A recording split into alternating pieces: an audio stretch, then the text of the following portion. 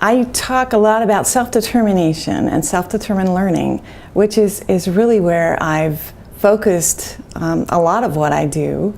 But I do what I do within a team of others. So it's not particularly independent, but it's been really an exciting topic to think about. And we've been able to apply self-determination in so many instances and different pieces of what we do every day with individuals with disabilities. One of the things that I like to talk about is the self-determination across the lifespan. And I truly believe that it's important for families, for teachers, for individuals in the community to support self-determination of young children as young as, well, there's no really age where you should always be thinking about how you can promote and change the environment of individuals with intellectual disability so that they can have more opportunity to learn, to manage on their own if they can. Young children, of course, have families to be part of that. And anyone who's worked with young children and worked with families of young children know that it's not just one thing. It's a very interesting journey to sit down with the family of a child with intellectual disability and discuss the possibilities and the ideas that they have for their child now and in the future. I would recommend that you as individuals do that and just learn a lot. I think families are some of our best teachers. They tell us in the professional world what we need to know, what they want us to do, what we should be looking at and understanding about their child or their son or daughter if it's an older child. But I think those are the things that we should do if we're going to work related to self-determination across the lifespan. So early on, families are the people who promote self-determination, excuse me, in any environment for their child. They help their child make choices. Choices are very important in learning to talk. That opportunity for choice is the most important thing. In some cases, children have to learn to make choices, and that's something that an early interventionist or someone, a social worker, lots of professionals can do that, a speech pathologist. It's so interesting working with young children to see how many different therapists you can gather that can do some of the same things. I think that's an interesting thing for families to realize and for those of us in the field to understand that it's only one child. And so there's a lot of pieces and parts that go into things such as language development, such as learning motor skills and all of that. But some of them are interwoven in different professions. So that I know as an early interventionist, birth to 3, for children with more severe disabilities, I'd often be coming into a home to provide special instruction because I'm truly a special educator by design, and I would trip over other therapists leaving for a child with more severe disabilities. And so then when you think about that, you think, well, you know, what is that person providing that I don't provide?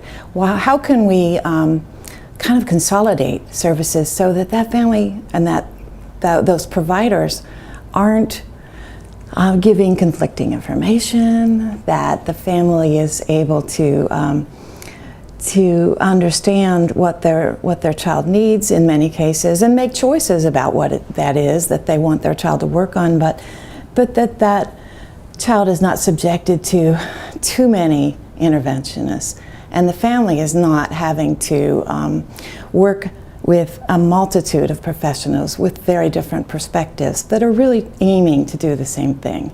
And that's a gross generalization. I realize that that many therapists realize that as well, and sometimes choose not to work with a particular child because they've already receiving some of the same information.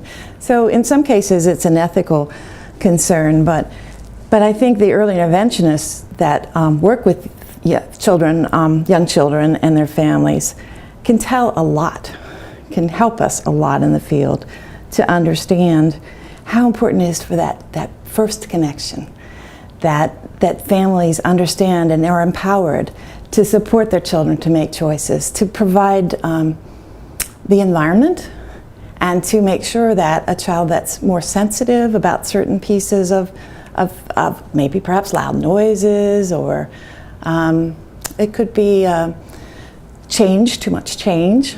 We see that a lot when a child moves into preschool. Some teachers have maybe as many as 10 transitions within the day, getting up, moving around, having lots of things going on, having to change locations. I'm not saying that everyone should sit in one place all the time, but when a teacher really looks at the number of transitions that they support for a young child, it makes it more difficult for some kids who have difficulty making that leap into the next piece and don't understand the routine as well as some others, to kind of become confused and lost and maybe not compliant anymore, and being identified as being challenging in their behaviors.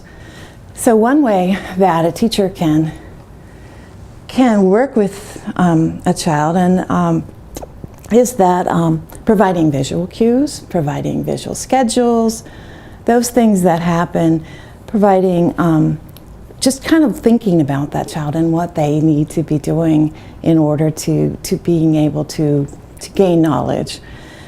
I've talked a little bit about self-determination, but my colleagues and I at the Beach Center on Disability and at several other universities were able to be funded for a self-determination topic grant for young children. And it was young children and their families. And what we did was we did some goal setting. We asked teachers and families to sit down together and set goals, set mutual goals, or set goals for home and set goals for school at the same time. They talked about this around the routines. And when we think about the environment as being divided into routines for young children, I think that's really even more exciting for the preschool population, because children love routines. A young child really enjoys doing some of the same things every day. When you change up the routine, sometimes it makes for havoc. When you try to hurry the routine, sometimes it makes it difficult. So all those things are pieces and parts of the environment that we think about to support ongoing development of the skills that are supportive of self-determination when a child turns 18 years of age. Talking about self-determination at a young age lets us think about how we can create environments, how we can support the development of skills such as choice making and just rudimentary decision making, very, very simple problem solving, social problem solving. If a child and another child are arguing over the same toy, that many times an adult will intervene and not use that as a learning experience, because perhaps maybe the child wouldn't understand, but really good teachers, if you see them, they're getting down on the floor and they're making sure that intervention is provided in context, so that young children with disabilities and perhaps a set of peers that maybe are trying to interact really understand what the environment, the expectations for the environment are, and how that can be maximized. That those in situation activities that we can do as teachers and as families are so much more important than lots of other things that we do during the day. Solving that problem, helping its child learn that they can solve problems. We have some experience with a life-size puppet that really has been helpful in our preschool work related to modeling. I tell you, if you bring this puppet out and you set it up and you start talking with it, everybody is glued. Their eyes are all glued to this puppet to provide examples, to talk for perhaps a situation where you'd really like to make a difference in your classroom.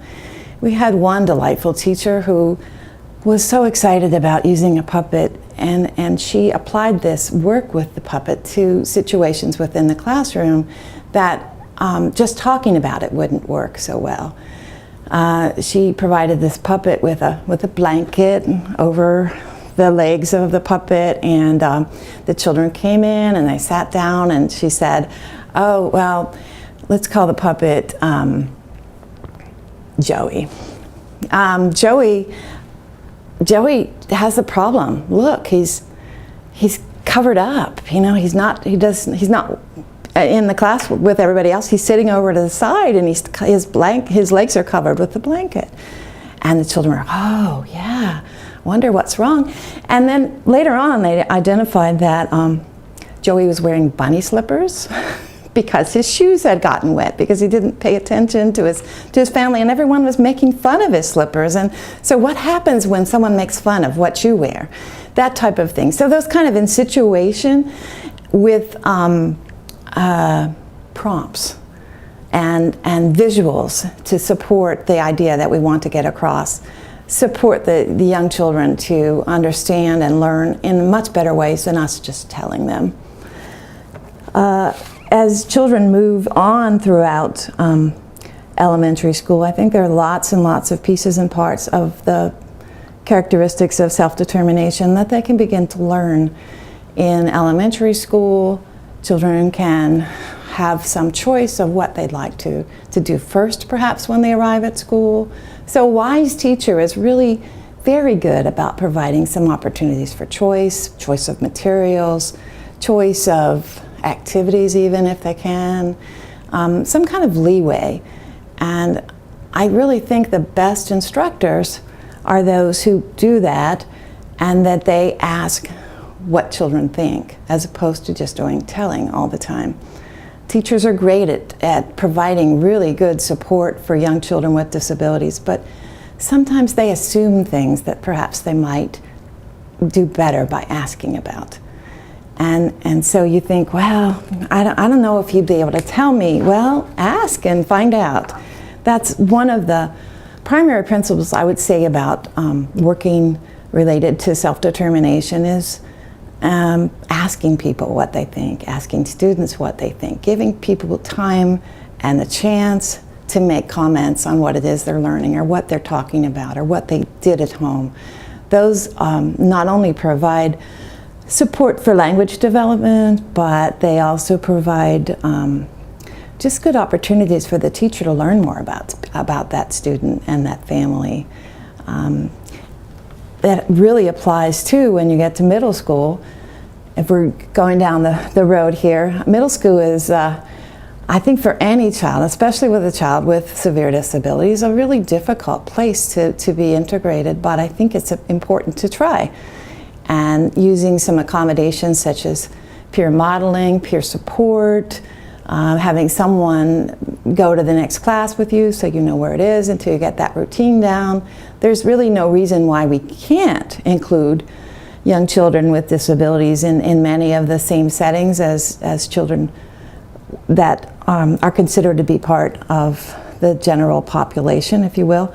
I think that's another piece that we've done is taken self-determination and talk about infusing self-determination into access to the general curriculum. So when I was talking about preschool previously, yeah, that's what we're saying. We want the kids with more severe disabilities to have access to the same general curriculum that others do, that are in an included classroom, that even if they're not in an included classroom, still the same curriculum. I think that's a difficult task, but I think it's achievable if we think about the key points that we want children to learn.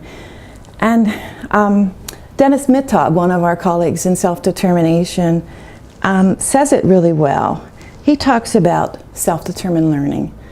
And in that, he mentions that we learn what we're interested in. We learn best what is of interest to us.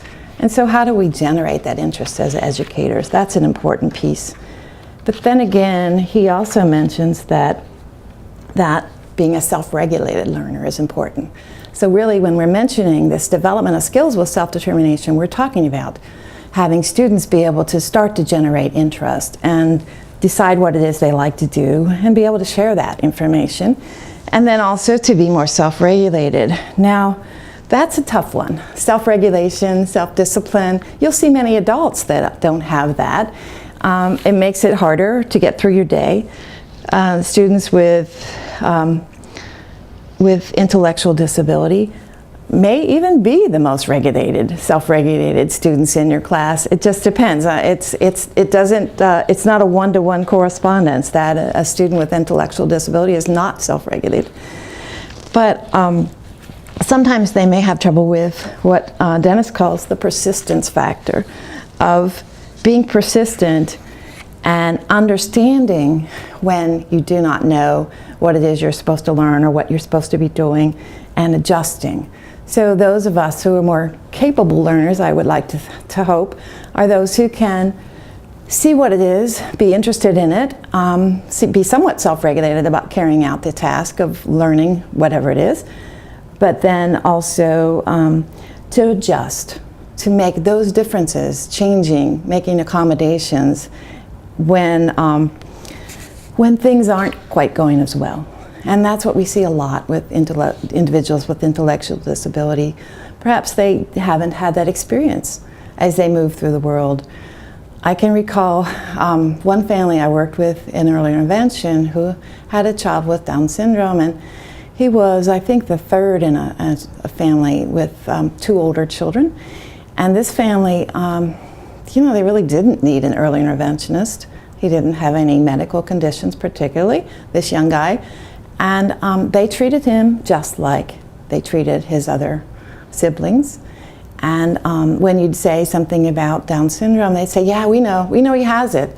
But we just think he's one of our children, and he's going to move along at his own rate, we understand, but that we'd like him to try all these other things. And so by that perspective, the family setting that environment for that young man, I'm hoping, and I'll never know, but I'm hoping that eventually he'll be a very real contributor to society. And I think those setting the stage early to think about how a child can begin to develop the aspects of self-determination that support that finding your interest, being a self-regulated learner, and being able to adjust your learning when you need to do it, when it's not working. Those are all things that we would hope when a child or a student leaves school, they would be able to do in the adult world that they enter.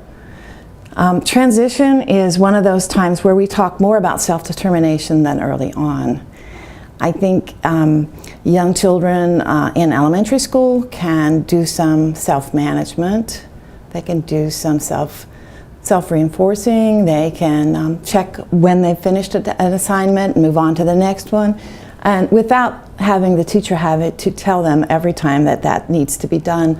I think through routines, through designed environments, we have that option. And we as teachers need to understand that a young child really has the capability and can be developed, those things can be developed over time, so that child has more of an opportunity and is able to become more self-determined when they leave school. But again, I'll mention that opportunity. That's what we all need. We all need an opportunity. And in the work that I've done with young children, their families, and students in elementary, middle school, and high school, the teachers who've been able to offer that opportunity and understand that students with more severe disabilities are more like the students in their class that don't have a disability, then they're different. So that general philosophy is so critical to the work that we do in education.